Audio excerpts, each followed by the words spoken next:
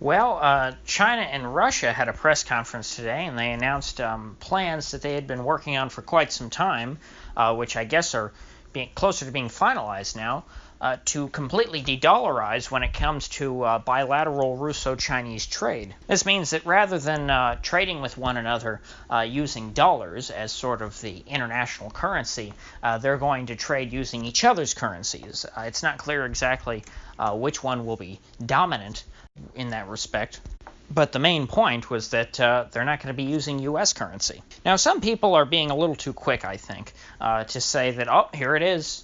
King Dollar, it's another strike against King Dollar. Dollar's on its way out. The Chinese are arising. And I don't think that's quite the case yet. Now, it would be a very big deal if that was, in fact, the case. And I do think that this does not bode well for the dollar. However, let me explain what the implications of the end of King Dollar really are. Basically, if the dollar is no longer the world reserve currency and is not heavily used in international trade, there will not be nearly as much of a demand for U.S. dollars on the global stage. The demand for dollars really will only exist insofar as they can buy American goods, because that's kind of how currency works.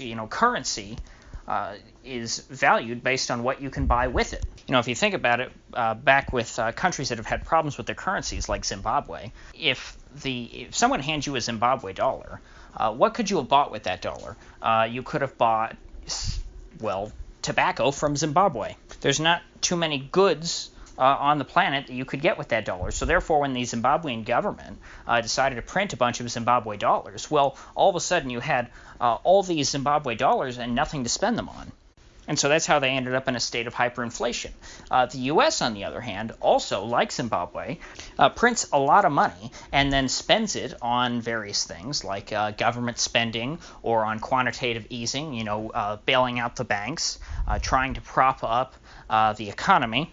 And yet we don't see the same inflation here in the United States, despite the Federal Reserve printing trillions and trillions of dollars. The reason for this is that there's a lot more that you can buy with the U.S. dollar than you could with, say, the Zimbabwe dollar or the Reichsmark in the 20s or the Venezuelan bolivar. So therefore, if there's more goods that can be bought with the dollar, because it is the international world currency, you can pretty much buy anything in the world with dollars. There is a huge demand for dollars, and therefore the Fed has a lot more wiggle room in which they can print dollars and put them into the economy because, so many people in the world want dollars. And therefore, if countries like China and Russia start using the dollar as their medium, or stop using the dollar as their medium of exchange for international trade, well, then there's less things that you can buy in the world with the dollar. As it stands right now, you can use dollars to buy goods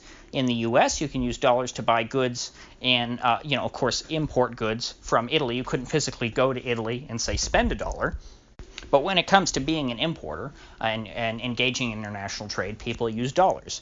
If you're trying to get an international loan from, say, a European bank or an American bank or pretty much any bank that is outside your country, they're going to give you a loan that is denominated in dollars. So therefore, if you take out an international loan, if you're, say, a poor country and you need to get a loan from banks outside your country, well, then you're going to have to pay back a loan in dollars. All of this activity is what feeds the demand for dollars and what allows the Federal Reserve in the United States to sort of live high on the hog and print lots of money and buy lots of stuff for free, because really, that's how we run perpetual trade deficits.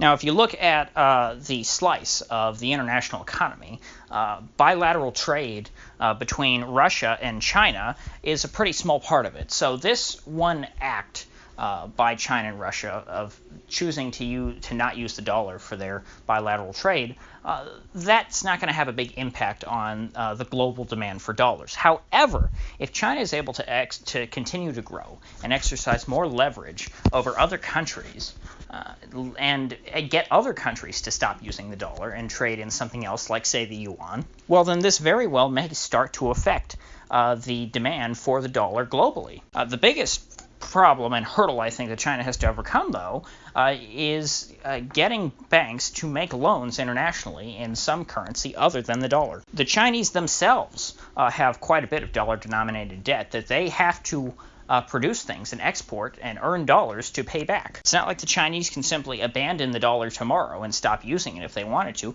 They have to earn dollars because they have debts that are denominated in dollars. This means, one, that they would have to pay off all their dollar-denominated debt and not take out any more international loans, or two, somehow urge banks to make loans to China in a non-dollar currency. Now, of course, their first choice would be the Chinese yuan, but few banks are willing to lend money to a country in their own currency because, of course, that country could just print the money, pay off the loan, by monetizing the debt. Of course, the one exception to that is the United States, and that's because it seems like no matter how much the United States prints, the dollar is still valuable. So there are dollar-denominated U.S. bonds, but other than that, you're not going to find yuan-denominated Chinese debt, at least not in the quantity that the Chinese need to survive. And of course, I don't just mean the Chinese government. I mean the Chinese, well, you can't really call it the private sector, but the state-owned enterprises, the businesses in China, which are very closely tied to the government. Now, an alternative then that the Chinese could try and do is see if they can get gold-denominated debts, because of course that's something that the Chinese can't print. So theoretically, the international banking system would be just as happy lending them money in gold versus dollars. And if China, makes it pretty clear to the banks that that's all they want to deal in, I'm sure the banks would not sacrifice their business dealings with China, because there is a lot of money to be made on lending money to such a massive emerging economy. I would imagine that the Chinese could leverage some of that influence to try and get the global financial sector to de-dollarize to some extent, at least with regard to China. Of course, once China starts getting non-dollar denominated loans, other countries who are perhaps less fond of the U.S.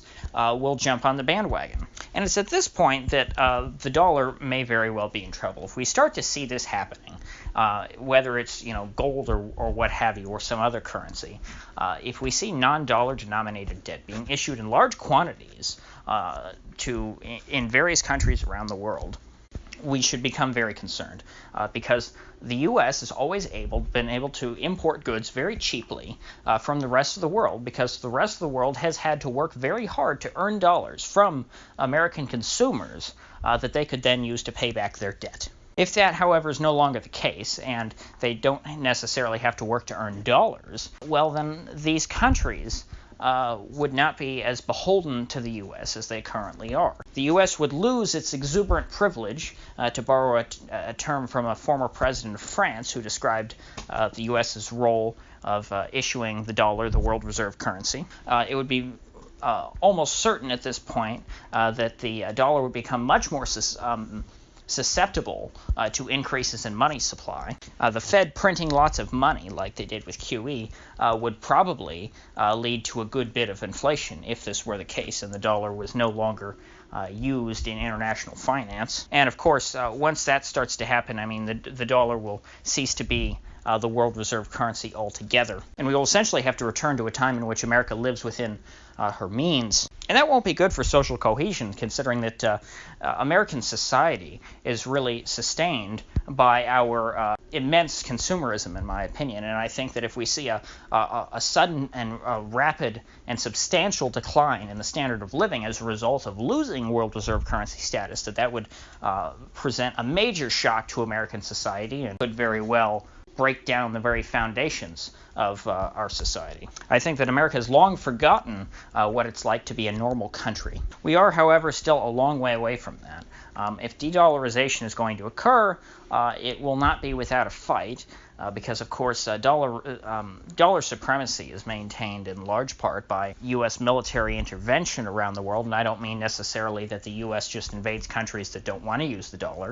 Of course, I think that's been the case if you look at a place like Libya.